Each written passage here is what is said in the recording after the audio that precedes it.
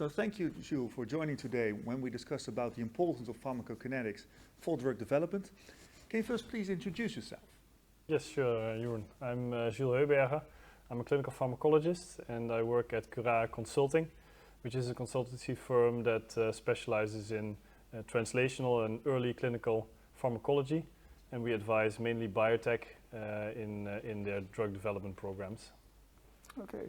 Well, we asked you here because for many, the investigator's brochure, the IB, is such a daunting document. And the PK section itself can be a struggle as well. So my question to you is then, what's so important of PK that we should review it? You're right. So an IB can be a very daunting document. It includes a huge amount of data of a lot of different animal studies, and trying to understand and interpret that data can make your head spin. And what is tying all of that together and will help you make sense of all of that information? Well, you might say it's the dose that was given to the animals, but even more important is the exposure of the drug or the concentration of the drug. And why is that so? Well, the concentration is the thing that is driving all the effects that you're interested in. So the concentration is driving the safety or the toxicity, but also driving the desired effects and the pharmacodynamics of the drug. So that is what is tying all of that data together and can really help you understand all of the data. Yes, I understand. So then as a follow-up question, when we talk about plasma concentrations, that's not usually the intended target. The target is somewhere else. So why are plasma concentrations still so much of relevance for drug development? Well, that's true, and most effects are not occurring in the plasma, in the blood. But the reason we measure plasma concentrations is because, one, it is the central compartment where the drug resides. So that is the driving force of all the exposure in the rest of the body. And it's easy to measure, of course. You can easily sample the blood, and you can't easily sample the concentration in the brain or in your heart or whatever. And so that is why we measure blood concentrations, and we assume that concentration is driving the effects at other organs or other sites. Okay, so now we cover the topic of plasma concentrations, but that's not everything, of course. There are much more other parameters in this daunting IB. So what do you expect to be in there? Yeah, so the IB describes all kinds of animal studies, different animal species, but also studies looking at toxicology, looking at pharmacokinetics, and looking at pharmacodynamics. In my experience, most IBs have data in there for toxicology and PK studies where PK is measured. And ideally, you would also want to have the pharmacokinetics measured in the studies with the pharmacodynamic measurements. And why?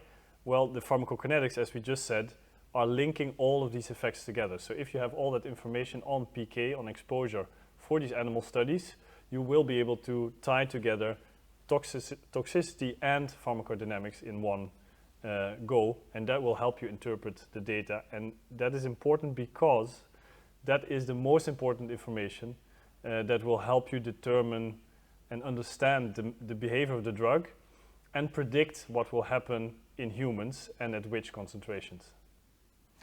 Okay, you just covered absorption and distribution, but elimination also is a very important factor. Can you elaborate a bit on that? Yeah, elimination is also important, but for the driving factor of the effects, the safety and the desired effects, Cmax is really the most important thing. But afterwards, yes, elimination is also important. Elimination is how the drug is cleared from the body. So this is about how the drug is metabolized in the liver or excreted in the kidneys or in feces. And what's important to understand is what are the metabolism routes in animals and what metabolites are being created. And then, of course, the speed of the elimination determines how long the drug will be on board in your healthy volunteer. And it also says something about how your dosing interval, how your dosing interval should look like to maintain a certain concentration of the drug. And this is especially important in the multiple dose setting. Why? Because a longer half-life will mean that with multiple dosing your Cmax will increase, and it can increase quite significantly. If your half-life, for example, is days or weeks, you could have a much higher Cmax than with a single dose. So now if we go back into how to review an IB, we have these PK parameters that you talked about. Could you please again sum up and elaborate a bit on which key factors you would look at when you review an IB? Yeah, so what I really look at in an IB are a couple of factors. It's a combination of factors that really tells the story. And one of the first things that I look at is the consistency across animal species and across doses. So do the parameters look the same in different animals, and is there dose proportionality? So with an increase in dose, do the parameters increase in the same way?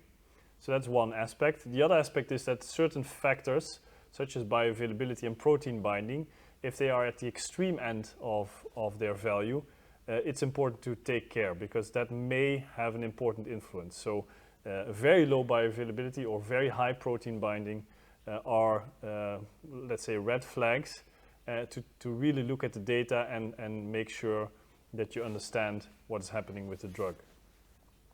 And if we make this more concrete, what type of PK parameters do you expect to be in there?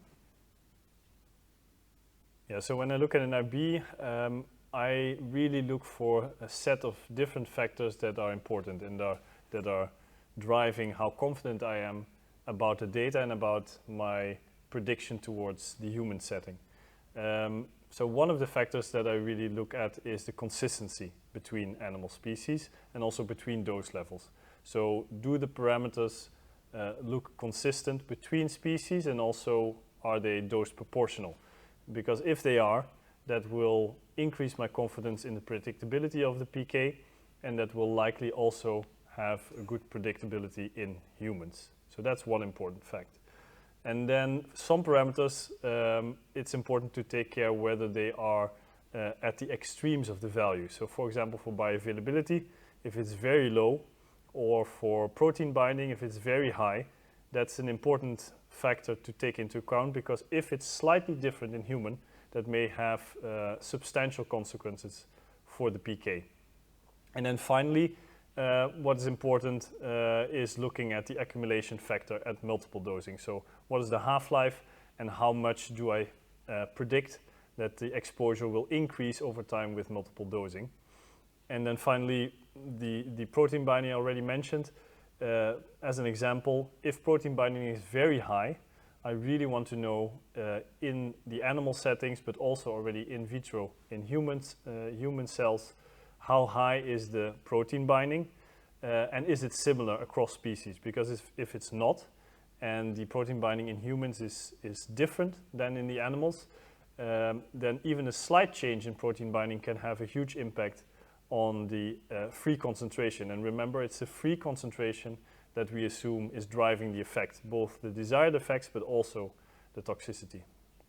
Thank you very much. Maybe it's good to know also for the people that want to have a more advanced understanding that there's also a course available. Could you please tell us about that?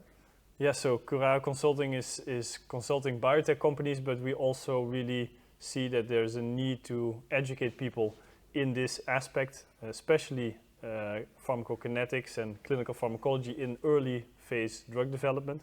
So we actually have a PK course targeted at drug development, which we run yearly.